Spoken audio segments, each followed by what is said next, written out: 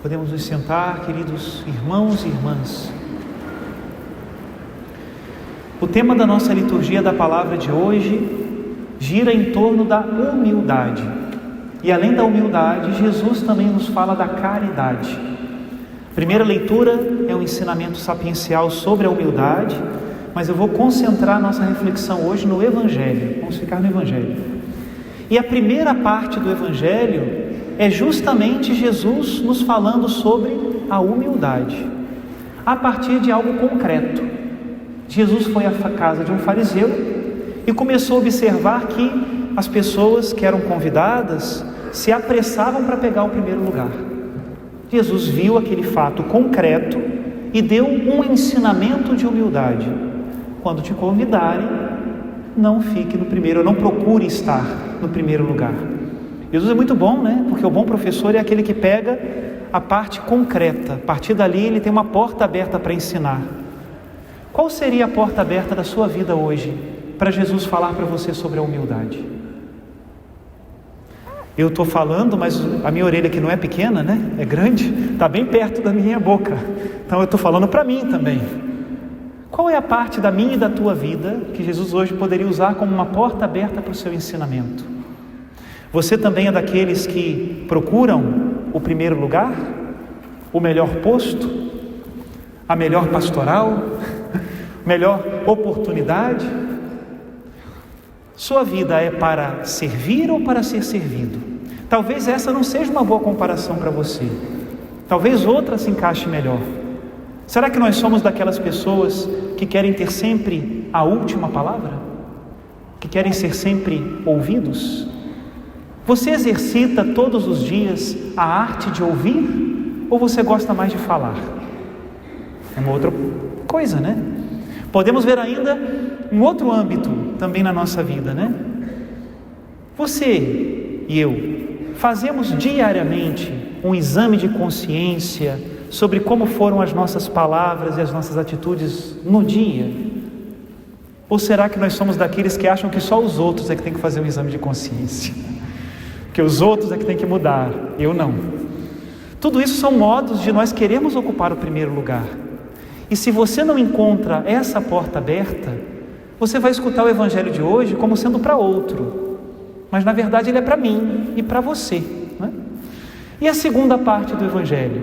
A segunda parte do Evangelho, Jesus não fala tanto sobre a humildade, ele fala diretamente sobre a caridade, também com algo muito concreto. O que ele diz na segunda parte? Que nós precisamos fazer o bem sem depender de uma retribuição. Às vezes as pessoas pensam, eu sou a pior pessoa do mundo, por quê? Porque eu faço o bem esperando uma retribuição. Não é bem por aí. O bem feito por justiça exige agradecimento, exige retribuição. Não tem nada errado fazer o bem e esperar que dali venha um agradecimento e uma retribuição. A diferença que o Senhor nos ensina hoje é fazer depender dessa retribuição o bem que você faz. Aí está errado. Fiz o bem, não me agradeceram. Que pena, deveriam. Mas não me agradeceram. Não é por isso que eu vou deixar de fazer o bem. Continuo fazendo o bem. O bem não depende de uma retribuição justa, mas é justo que se agradeça, é justo que se retribua. Isso é importante, né? E esse ensinamento que é caridade, fazer o bem sem depender de uma retribuição, vai nos ajudar a falar sobre a humildade. Mas não vamos perder o foco. O tema hoje é humildade. Por onde nós começamos, Padre?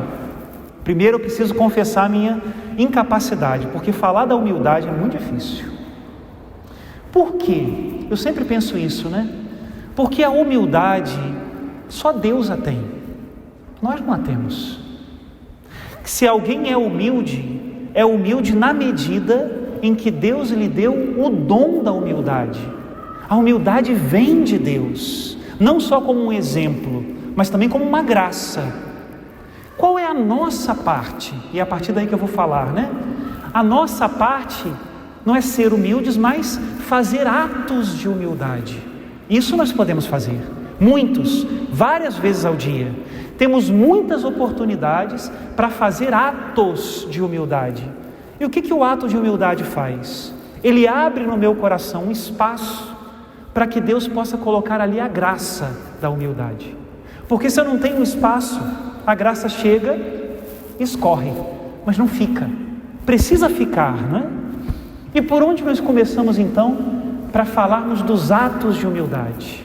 Bom, em primeiro lugar, olhando para nós mesmos. Tem que ser esse caminho. Meus irmãos e irmãs, ser humilde, fazer atos de humildade, não tem tanto a ver com rebaixar-se, colocar-se num lugar menor do que aquele que deveria estar. Não tem a ver com isso. Por quê? Porque quando nós olhamos para nós mesmos, nós começamos a entender que descer de onde? Que posto é esse que eu acho que eu tenho, a ponto de achar que eu tenho um degrau para descer? Quando nós olhamos para nós mesmos e vemos as nossas dificuldades, as nossas misérias, as nossas limitações, o tanto que eu tenho que aprender e caminhar nessa vida, soberba de quê? Nós precisamos olhar para nós com um olhar de simplicidade. E olha, meus irmãos, esse olhar humilde para nós mesmos é uma grande libertação. Meu Deus, diga comigo assim: ufa, pode falar, ufa, eu não tenho obrigação de ser perfeito, eu não tenho obrigação de saber de tudo, eu não tenho obrigação de fazer tudo da melhor maneira, eu só tenho obrigação de fazer o melhor que eu posso. E isso deve dar para a gente uma leveza. A realidade é leve, não é tão pesada como a nossa soberba e a nossa vaidade gostaria que ela fosse. Ufa! Uma vez que eu tiro dos meus ombros essa máscara pesada de ferro da minha vaidade, tiro a responsabilidade de ser perfeito, porque eu nunca vou conseguir, e abro a possibilidade de aprender, de crescer e de caminhar. Primeiro ato de humildade é olhar para si mesmo com simplicidade, não segundo o que esperam de você, não segundo o que você acha que tem que ser para ter um lugar nesse mundo. Você e eu já somos uma bênção. Isso é importante que nós vejamos. As suas limitações, os dons que você recebeu, as suas vantagens e desvantagens, como todos nós temos, no mundo, são uma bênção única e irrepetível. Em você, Deus manifesta o seu rosto, e não precisa das suas qualidades. Deus não precisa das suas riquezas. Como diz a primeira leitura de hoje, Ele já é o Todo-Poderoso, mas Ele dá a sua graça ao humilde. Você é uma bênção. E agora vamos para a segunda parte. Se olhar para mim é o início dos atos de humildade, o segundo passo é olhar para o outro. Só que eu preciso primeiro olhar para mim mesmo. Se eu não tenho ponto de comparação comigo, como é que eu vou olhar para o meu irmão? Olhar para o outro com um olhar simples é um passo segundo, porque primeiro é olhar para mim. Quando eu vejo o outro com simplicidade, o outro já não é mais aquele que toma minha vaga no estacionamento. O outro já não é mais aquele que está na minha frente na fila. O outro já não é aquele que pega o último produto da bandeja do supermercado e eu fico sem. Não! Quando eu vejo o outro com um olhar de simplicidade, eu simplesmente vejo o outro como ele é. E ele é uma bênção para mim. Nada substitui aquele que Deus colocou ao meu lado. Nada. Assim como eu tenho minhas limitações, assim como eu tenho os meus defeitos, o outro também tem. Assim como eu quero melhorar, assim como eu quero superar as minhas questões, o outro também quer. E ele é uma bênção. Não dá para amar a Deus se eu não tenho o outro diante de mim. Lembra aquilo que São João diz na primeira carta dele? Aquele que diz que ama a Deus, que não vê, mas não ama o seu irmão que vê, é mentiroso. Ainda a primeira carta de São João: aquele que odeia o seu irmão jaz nas trevas, é homicida. E é verdade. Olhar para o outro com humildade é dar a ele a oportunidade de ser a bênção que ele é e aproveitar dessa bênção, porque às vezes é assim, né? O sol está brilhando lá fora eu estou precisando tomar um sol, mas eu fico preso, me resguardo, prefiro a sombra, olhando só para as minhas coisas que são ilusórias. Olha para o outro. Ai, padre, eu não queria ter contato com ele não, porque ele é tão difícil. Sabe por que ele é difícil? Porque ele é exatamente a chave que abre aquela porta difícil do seu coração. Deus sabe disso, hein? Tem portinha que é difícil de abrir, né? Tem que ter uma chave especial, pois a chave especial se chama outro.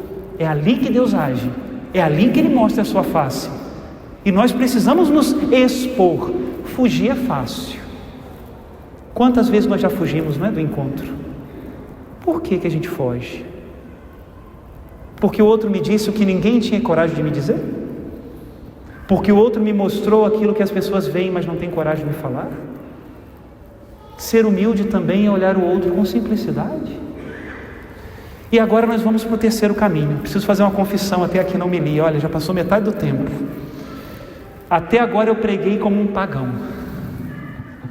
Porque falar para olhar para si e falar para olhar para o outro, qualquer filosofia mais profunda fala. Vai na internet, até a IA fala para você sobre isso. Chat GPT, Gemini, o que vocês quiserem.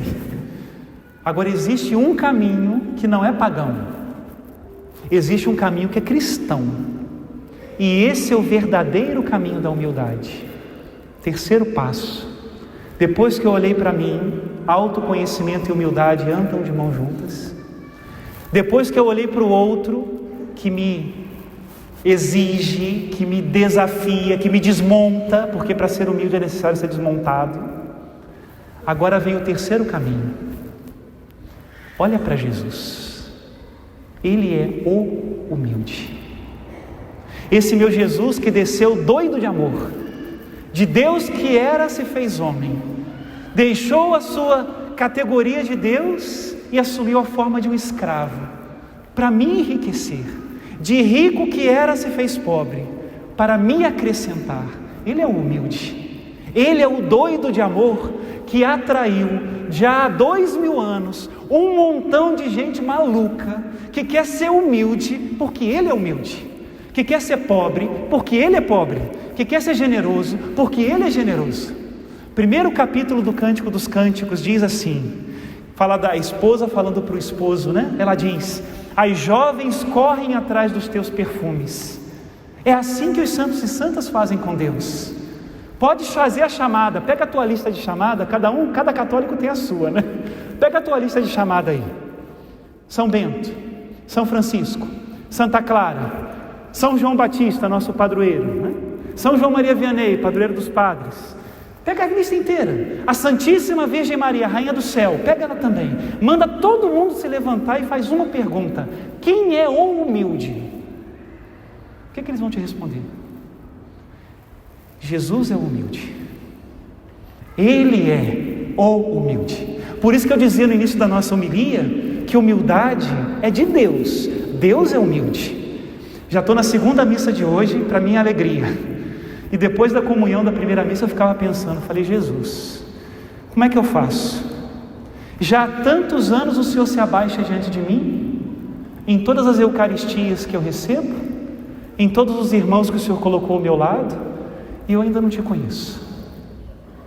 Ele é o humilde.